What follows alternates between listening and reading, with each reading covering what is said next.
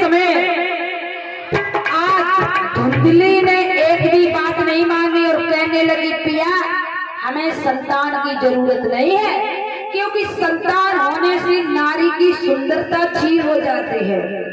नारी की जब सुंदरता छीन हो जाती है और मैं अपनी सुंदरता को गवा नहीं सकती और बच्चे का लालन पालन ये हमसे नहीं होगा। किसी भी प्रकार से जब धुंधली नहीं माने है तो महाराज परीक्षित बताया जाता है आत्म देव ने एक हाथ में कमंडल उठाया और त्रिवेणी नदी के किनारे भगवान का भजन करने के लिए चले गए।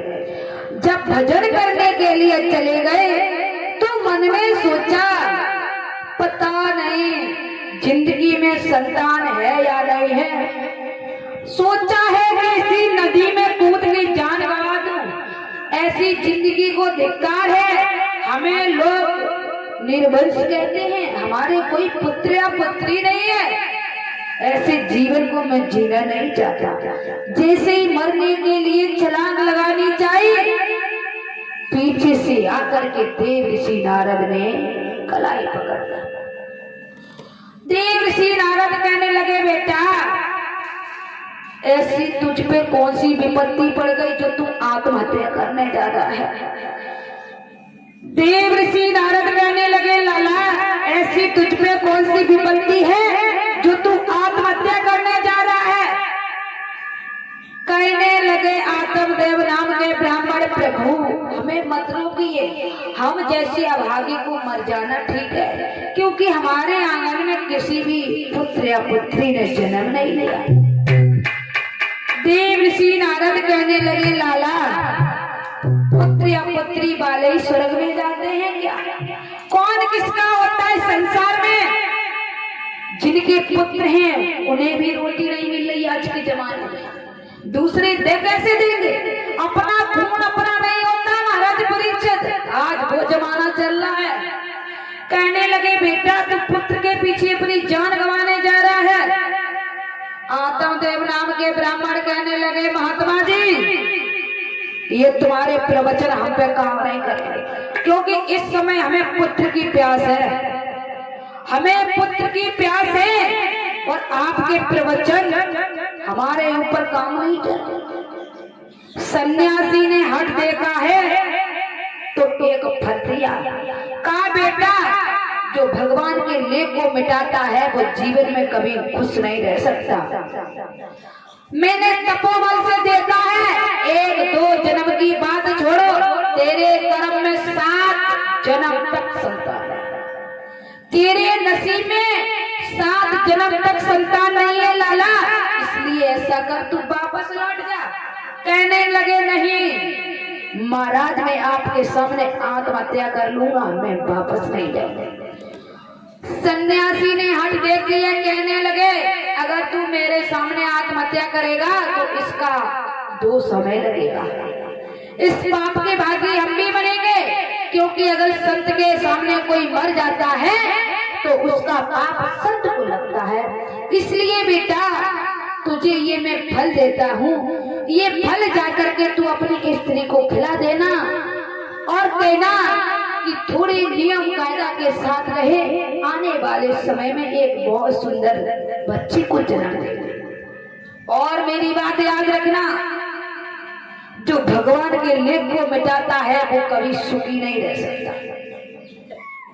कहने लगे हैं आत्मदेव नाम के ब्राह्मण कुछ भी हो महात्मा जी, कुछ भी हो, जिसे दारू की जरूरत हो महाराज परीक्षित, शराबी को दारू की जरूरत है, जिसे दारू की जरूरत हो उसे गंगा जल और अमृत पिलाया जाए तो नशा हो जाएगा, नहीं हो जाए।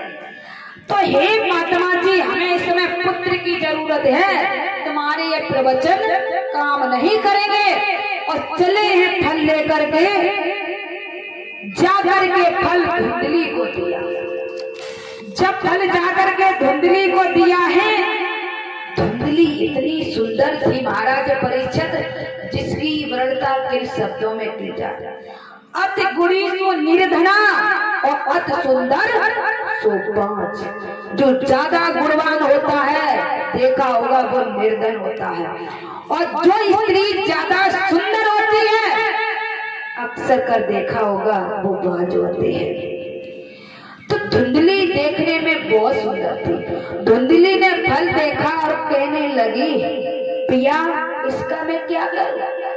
आत्मदेव ने कहा, देवी इसे तुम खा लो, वो आने वाले समय में तुम एक बच्चे को जन्म दोगी। धुंधली ने उस समय तो कुछ नहीं कहा और पिया से कह दिया कि जी हाँ खा लेंगे, मैं इस फल को खा लेंगे। जब आत्मदेव चली गई तो मन ही मन में सोचने लगी, इस फल को खा ले हम। हमारे पिया बावरे हो गए। क्या फलों से भी संतान होती है? फलों से कभी संतान होती देखी नहीं हो सकती।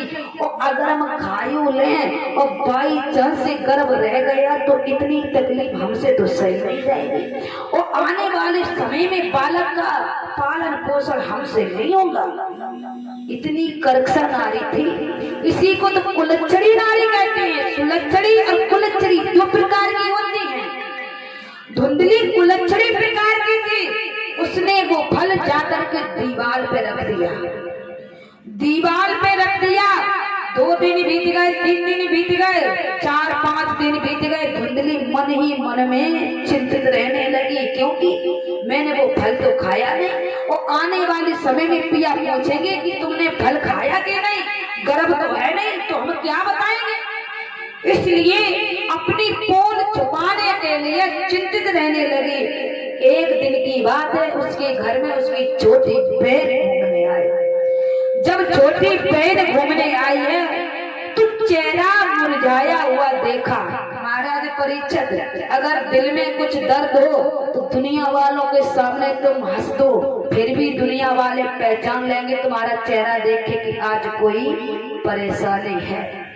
अगर तुम कमरे से रो करके निकलो और बाहर किसी को देखकर मुस्कुरा दो, फिर भी वो इंसान कह देगा भैया जी क्या दिक्कत है, तुम्हारा चेहरा रुला हुआ मालूम पड़ता है, कह देगा या नहीं। जैसे ही छोटी बहन आई, छोटी बहन ने कहा, बहना जब मैं आती थी तो तुम खुश रहते थे, आज क्या बात, आज तुम बहुत दुखी मालूम पड़ती है।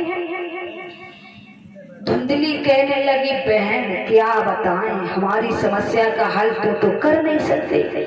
कहने लगी छोटी बहन, बहना बता दो, अगर समस्या का हल हमारे पास होगा तो हम जरूर कर देंगे। कहने लगी, बहन हमारे पति एक फल लेकर आए हैं और हमसे कहा कि वो फल खा लो।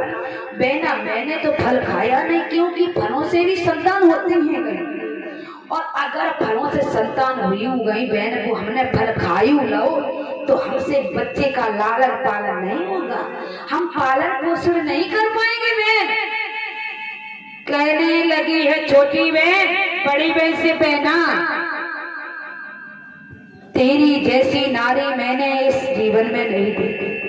अरे नारियां कहती है कि मेरी कुख से एक बालक जन्म ले, और तू इतना अभिमान करती है सुंदर से शरीर पर, तुझे पता नहीं ये शरीर एक दिन मिट्टी में मिल जाएगा, ये शरीर एक दिन मिट्टी में मिल जाएगा।